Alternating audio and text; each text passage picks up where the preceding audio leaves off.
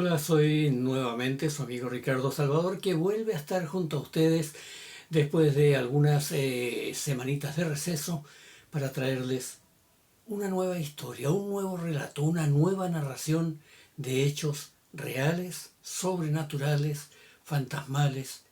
y terroríficos. Disfrútenlos.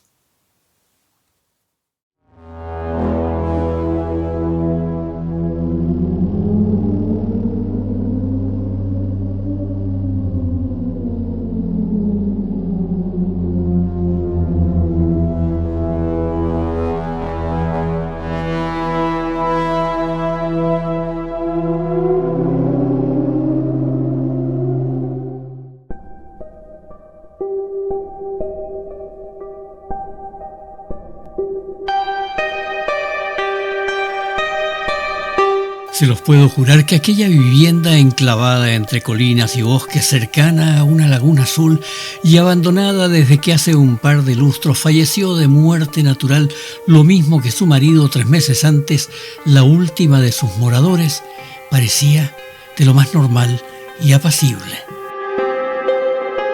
Pero al decir de los alejados vecinos allá en la Galicia profunda, eso de apacible más que una realidad es un deseo, puesto que durante las oscuras y solitarias noches campestres, especialmente cuando las nubes cubren la luna, los más extraños sonidos emergen desde la construcción, llenando de miedo los parajes colindantes y a sus gentes. No hace mucho un grupo de esos lugareños se puso en contacto conmigo para que intentara indagar qué sucedía en esa vetusta casita, y con la deliciosa oferta de agasajarme con un pulpo a la gallega en la comida y la con congrelos en la cena, me convencieron para que pasase una noche entre sus paredes, para que desde sus entrañas encontrara una explicación a sus inquietantes sonidos. Me llevaron y dejaron frente a la verja solo casi al mediodía, sin más intendencia, lejos de la oferta inicial, que una barra de pan de maíz, un queso de tetilla y una botella de licor de orujo, y se despidieron hasta el día siguiente.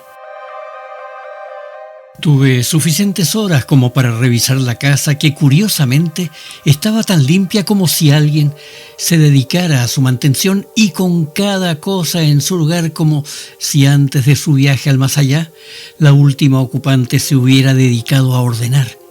No me faltó tampoco tiempo para disfrutar del maravilloso escenario natural que la rodeaba. Pero, amigas y amigos, todo cambió cuando el negro manto de la noche oscureció, con la ayuda de tenebrosos nubarrones,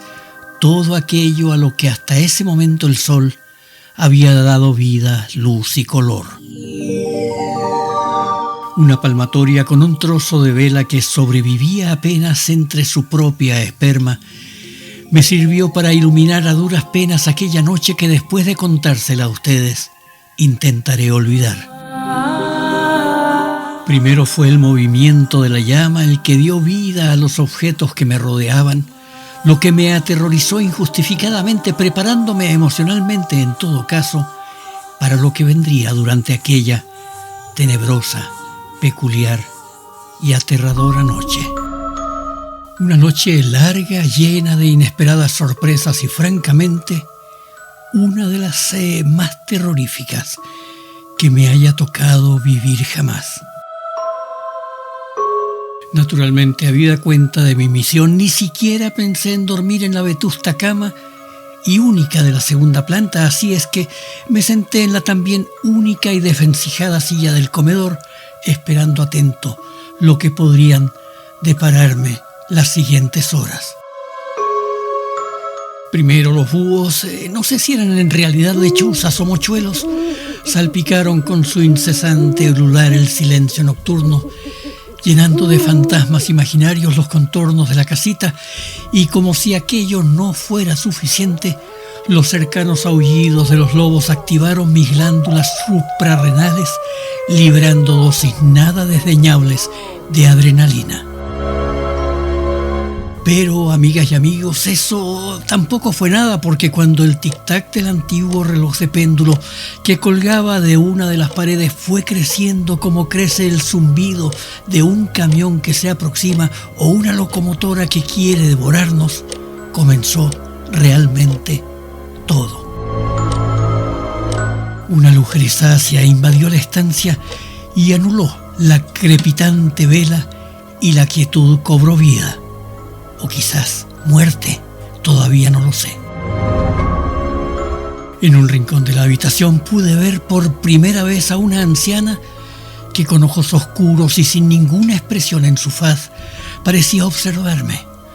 Los brazos le colgaban como fregonas y dos palillos que fungían de piernas daban sustento a su escuálido cuerpo. No se movía, solo observaba, o al menos, como acabo de decir, parecía hacerlo. El tic-tac del reloj fue menguando a la par que un gemido quedo, adolorido, suplicante, fue aumentando de volumen hasta el punto que traspasó, dejando una punzante sensación de piedad y pánico, las paredes para adentrarse en bosques, praderas y montañas. Cesaron el ulular de las lechuzas y los aullidos de los lobos, y en la casita cada objeto, cada adorno, cada utensilio adquirió aspectos siniestros. No eran fantasmas más que el de la anciana, pero daban miedo. La escoba en un rincón, el reloj en la pared, el plato sobre la mesa, tan normales durante las horas de claridad,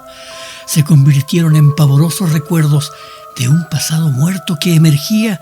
entre las sombras titilantes que dibujaba una vela moribunda que se había transmutado en una tea amenazante de llamas infernales. En la más absoluta oscuridad de la noche, apagada la vela tras lucir como tea infernal, fue emergiendo de la nada el llanto lúgubre de un niño y, ya lo saben, no hay nada más terrible, más triste, más conmovedor y a la vez aterrador que la presencia de un infante en el desconocido e inquietante mundo de los muertos, o en la otra dimensión, o como suele llamársele también, en el más allá. El pánico que me atenazó esa fecha de hoy, 2 semanas después de aquel suceso inenarrable,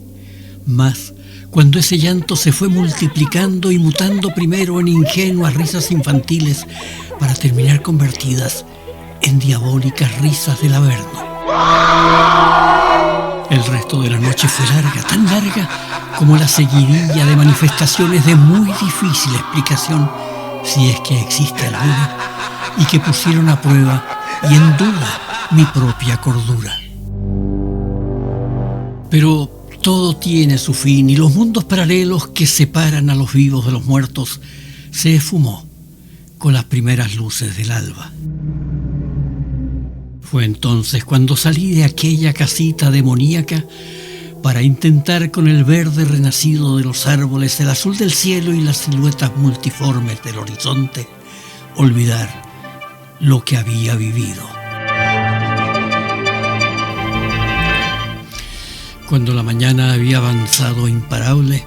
se aproximaron algunos de los habitantes del pueblo encabezados por el que presumo que era el párroco, quien tras mirarme detenidamente y probablemente adivinar a través de mi mirada el pánico que me embargaba,